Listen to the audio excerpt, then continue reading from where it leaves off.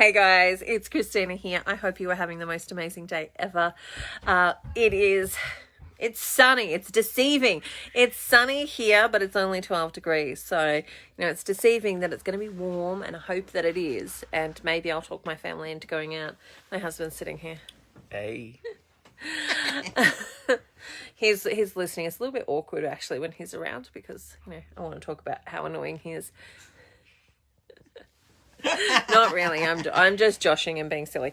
But I did want to come and talk about Insight. So Insight is kicking off on the 15th of November. So Monday night, we are starting our first class and lesson of Insight.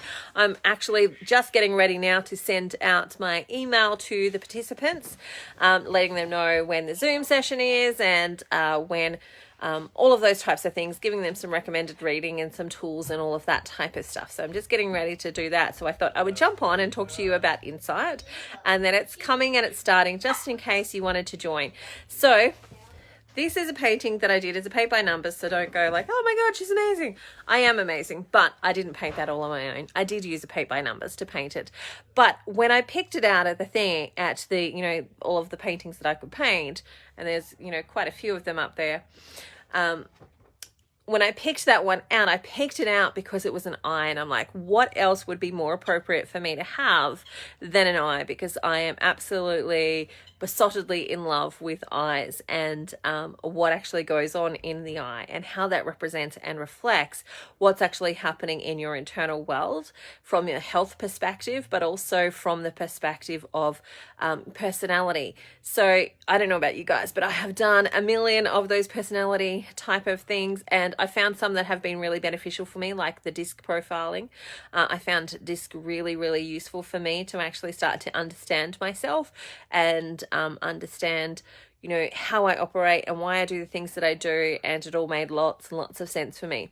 But iridology also has that as well. And one of the conversations that I've had recently was about some of the personality sort of testings and how they can change over time. And you might do one, this year, and then 5 years down the track, you might do it again, and you might get a slightly different result. The difference between that and what's actually happening with iridology, unless there has been a major health complication, which I've seen occasionally happen, unless there's been a major health complication, mostly your iridology in your constitution doesn't actually change. My beautiful daughter is about to bring me some food. But your constitution doesn't generally change. So if you've got a strong constitution, it stays the same throughout time, unless again there's been a major health thing that has changed that. But the fundamentals of who you are actually still there. And one of the things that I love about iridology is that it can give me this little quick snapshot of like, is this a strong constitution or is this a less resilient constitution, or are they lying somewhere in between? And when it's telling me you're a strong constitution, that leads me to go, okay, so now I know some way about how you operate, how you function. When you're talking to me about your symptoms, when you say that you've got pain, I know that pain is extreme pain, because strong constitutional types don't feel their pain as much as, and that pain could be a discomfort, it could be any of those things. They don't feel it as much as somebody who's got a less resilient constitution, who is very in tune with their bodies. And less resilient constitutions pick up on what's actually going on for them much, much more readily and availably. And so it gives me that information about when you're talking about a symptom, what does that actually mean? It gives me a point of reference. It also gives me that knowledge that, there are some behavioral traits that things like strong constitutional people do that less resilient constitutional people do in a different way. So, for example, a strong constitutional person, they are like the oxen. They are the workhorses. They are, strong, robust. They keep going when other people are ready to give up. They'll just keep going. And because they have that keep going attitude, the image that is popping into my head around this is the Energizer Bunny. If you've ever seen like those ads, the Duracell ads, like way back in the 80s, and they had the Duracell Energizer Bunny where they'd put the battery in the rabbit and it would just like keep going and going and going and going. And if you're probably a parent of that kid with that toy, you would probably not buy Duracell batteries because you want it to not keep going.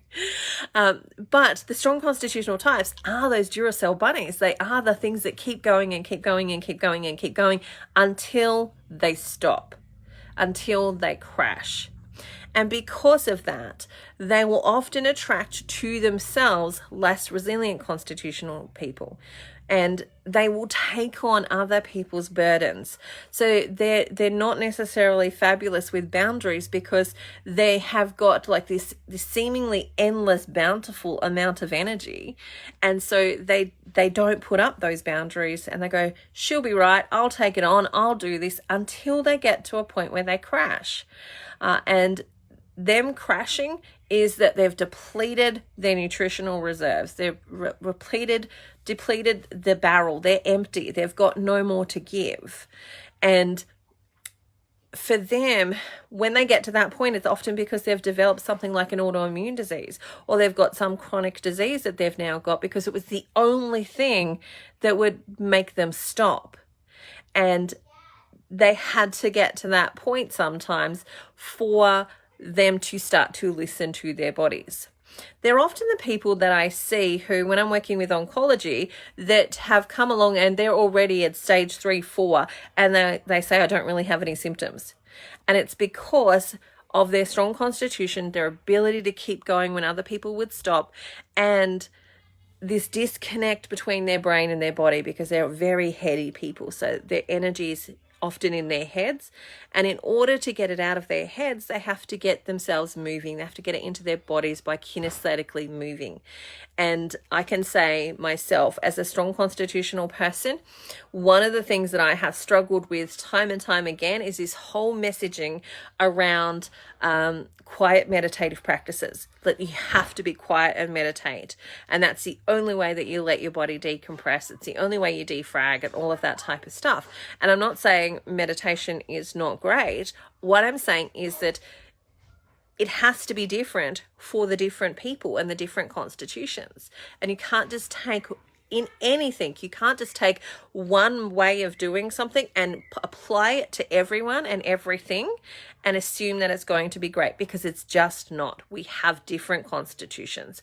We have different ways that our bodies respond. We have different ways that our circuitry works.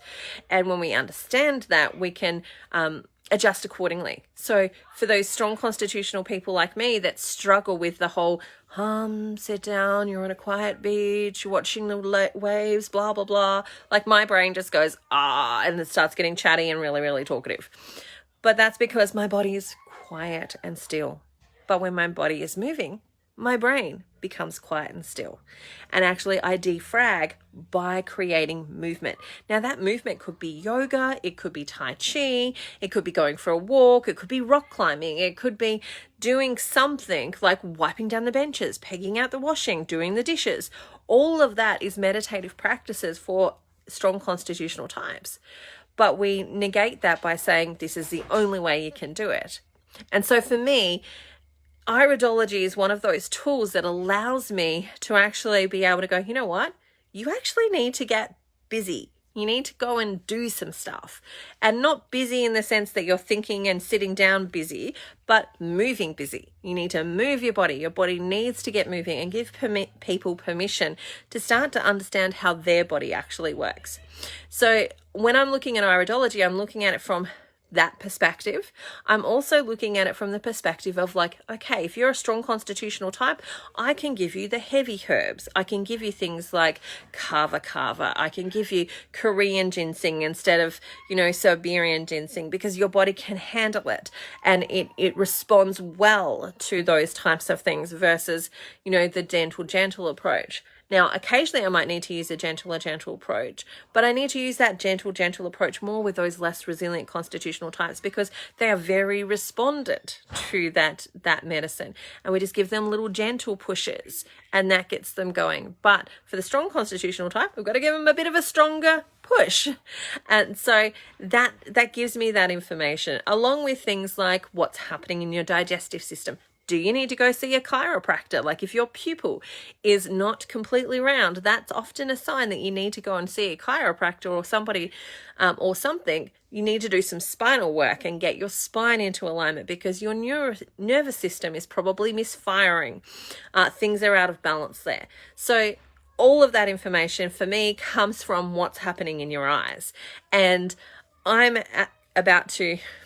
On Monday, we start our first of 3 lessons for iridology. So it's beginner's iridology, and it's learning the fundamentals of iridology so that you can look at your own eyes, see what's happening in your own eyes, take the health information that your body is giving you and actually start implementing it, whether it be the emotional parts, the physical parts, or all of it. You can start implementing it so that you can work better, but also you can utilize it with your family. So if you notice that your children have got, can check out their eyes and see what's actually happening. Who are they? Because who are they and how do they function? Because what can often happen is, and again, I'm being generalistic, is that I see strong constitutional types connected with less resilient constitutional types. So what are their children?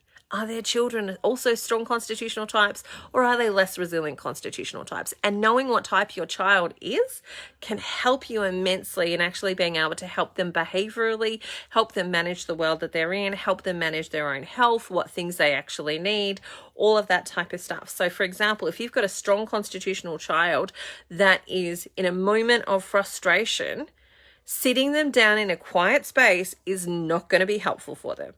But if you've got that strong constitutional type and you know they're in a state of frustration, get them walking. Go for a walk. Walk while you talk. Walk first and then talk. Like get some movement in for them. Whereas if you've got the less resilient constitutional type, then okay, let's just calm down. Let's be quiet. Let's, just sit. Let's just quietly, calmly talk about this. You're going to get better benefits from them. But if you try that approach with a strong constitutional type, you're going to find your child gets more frustrated, more worked up, like they're going to find it harder to be able to manage their own stuff. They're going to find it harder to actually decompress from that. Whereas if you get them moving, you're going to help create that for them. So it's not only beneficial for you, it's beneficial for how you relate to your children, how you relate to other people, how you relate to your loved ones and your friends and family. And so we're going to be learning those fundamentals for the next 3 Mondays. If you're joining Insight and you want to join Insight, just say, hey, send me the link, or, send me the message, or, I'll put the link here later anyway. Come and join us. We're starting on Monday, 8 p.m, 3 nights. You can send in your photos and I can go through them with you and the rest of the participants, of course, with your permission. And, you can start to look at what's actually happening in your body. How does your physiology work? How do your loved ones work? And how can you implement this as part of that tool of becoming radically responsible for your own health? When you are understanding the fundamentals about how you work, you can use that in so many different ways, from, allopathic models about what medication would be appropriate to you, whether medication would be appropriate to you, if you want to go that pathway, or what are the natural methods that you could probably be using that are actually going to be beneficial to you, how to implement them, and so on and so forth. This for me is a fundamental when it comes to starting to take radical responsibility for your own health, because you need to understand how do you work versus how does everybody work. We need to know how you work to be able to personalize your medicine to you. And the same with, you can do that for your own family. You can maybe even share it with some of your friends.